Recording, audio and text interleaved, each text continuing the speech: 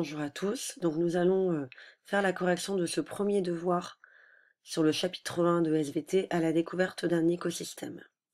Donc le premier exercice parlait d'un vieux mur de pierre construit par un habitant.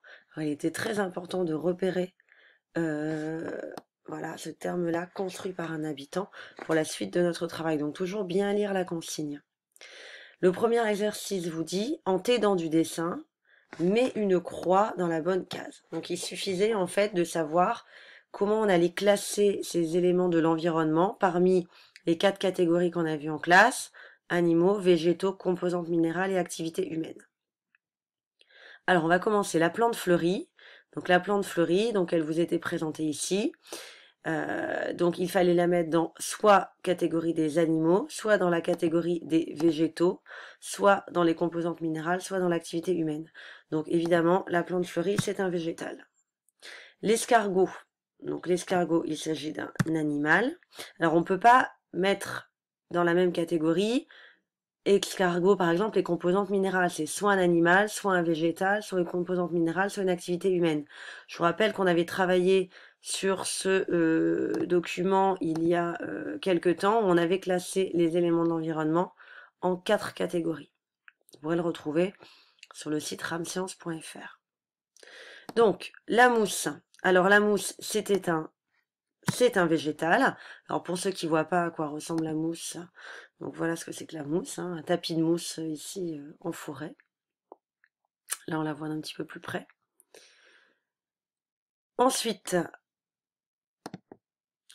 donc le mur de pierre, c'est là qu'il y avait un petit piège. Le mur de pierre est fait avec de la pierre, donc de la roche. Donc on aurait tendance à mettre dans composantes minérales. Or, on vous a dit tout à l'heure que c'était un mur qui était construit par un habitant. Donc la main de l'homme est passée par là. Donc dans ce cas-là, on va mettre activité humaine. Les fourmis, animaux. La flaque d'eau. Donc là, on est dans de l'eau. Donc composantes minérales, eau, air, roche, était dans les composantes minérales. Un lézard, animaux. La terre, là aussi c'est minéral. C'est ni un être vivant, ni une activité humaine. On pouvait d'ailleurs remplir ce document par élimination.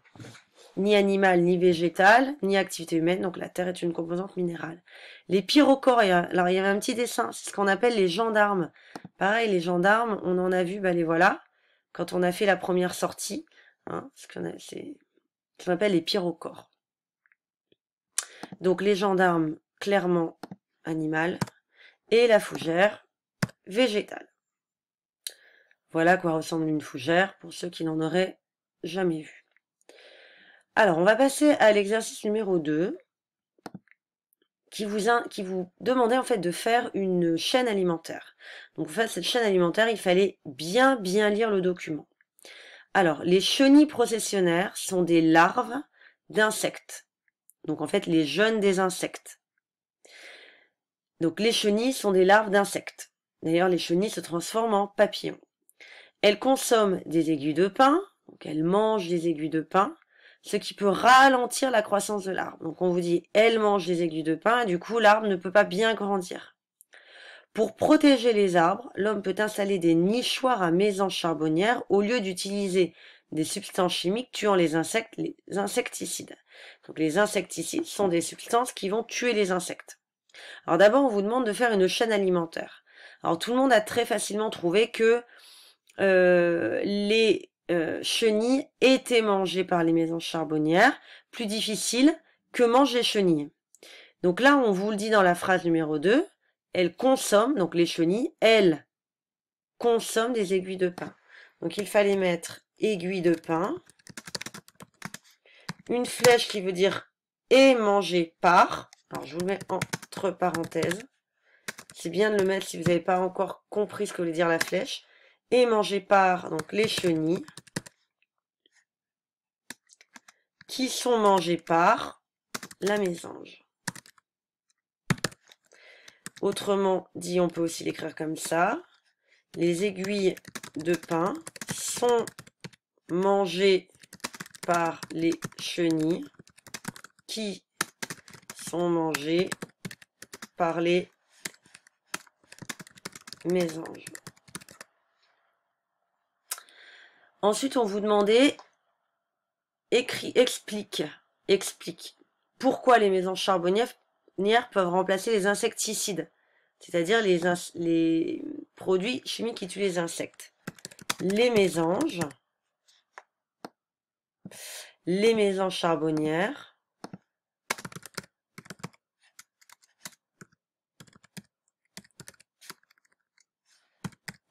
se nourrissent des chenilles et ont donc le même rôle que les insecticides.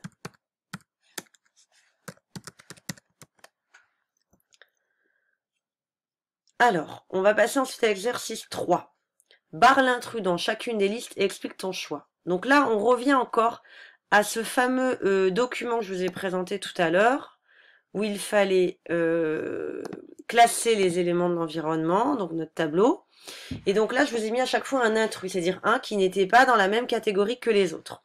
Alors, allons-y. Pigeon, donc je dirais animal, sauterelle, animal, chêne, végétal, souris, animal. Donc l'intrus, c'est le chêne. Donc on va barrer le chêne. Donc l'intrus est, je vais mettre en bleu pour faire la différence sur le document. L'intrus est le chêne, pardon. L'intrus est le chêne, car tous les autres sont des animaux.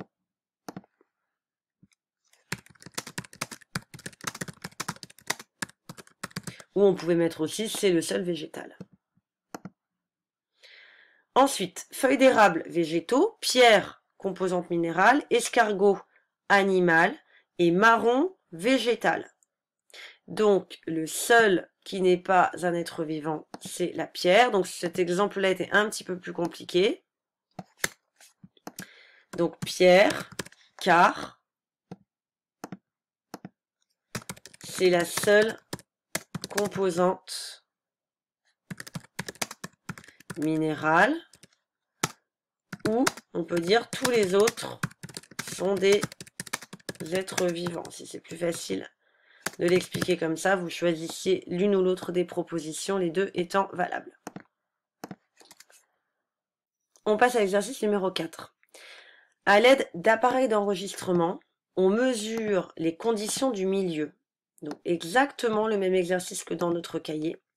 Des mesures ont été réalisées sur les deux faces d'un mur, une face exposée au sud et une face exposée au nord. Vous pouvez, quand vous faites votre devoir, prendre un surligneur pour surligner ce qui vous paraît important, les mots que vous avez retrouvés dans votre cahier.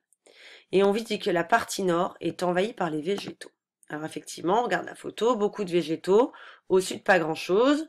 On vous dit quelles sont les grandeurs mesurées, l'humidité en pourcent, la lumière en kilolux, la température en degrés.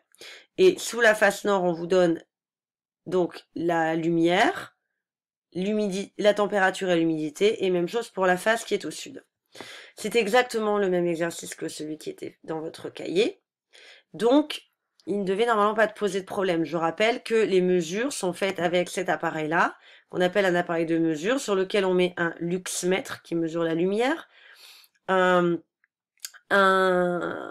hygromètre qui mesure l'humidité et un thermomètre pour la température. Voilà. Et donc, ça s'affiche à cet écran. Alors, allons-y.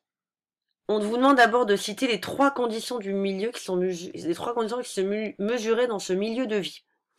Eh bien, les trois conditions sont ce qui a été mesuré là, c'est-à-dire humidité, lumière et température. Alors, ce qui est bien, c'est quand même de mettre les unités, humidité, température. Alors, peu importe l'ordre hein, d'ailleurs. Là, on n'avait pas beaucoup d'importance. En degrés Celsius et lumière.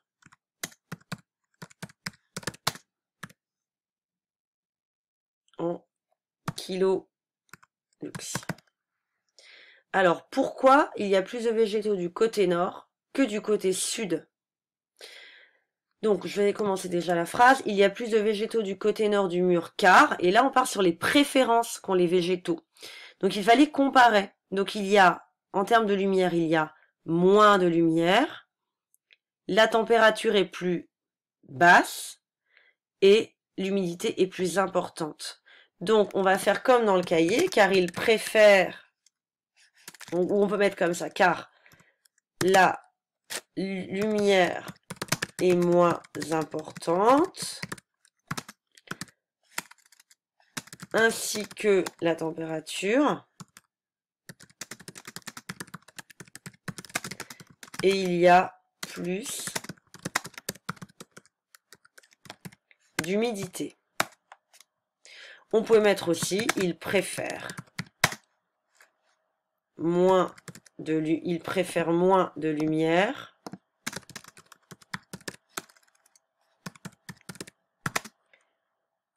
moins de température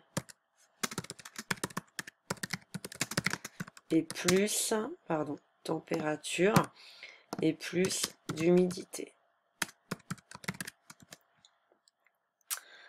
Enfin, il fallait trouver le nom de l'arbre. Donc là, on avait, par le jeu des flèches, la possibilité de trouver le nom de l'arbre. Donc on vous disait que les feuilles étaient lobées, et là, on vous disait que les feuilles étaient alternes. D'ailleurs, le document est parti, mais il était indiqué que les feuilles étaient alternes.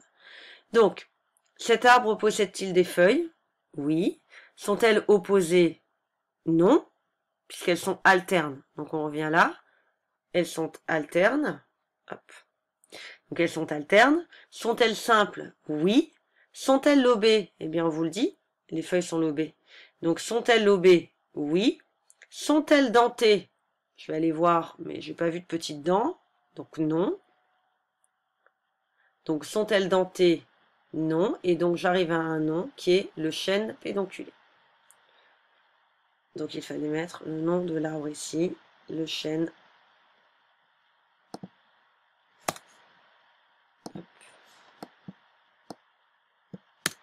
Le chêne.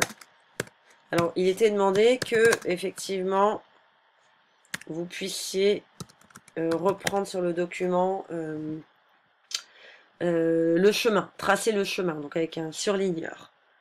Donc oui, opposé, non alterne, oui lobé, oui lobé, oui. Sont-elles dentées? Non, et on arrive là. Voilà, donc vous allez pouvoir reprendre votre correction correctement et la réécouter si besoin. Bonne journée à tous.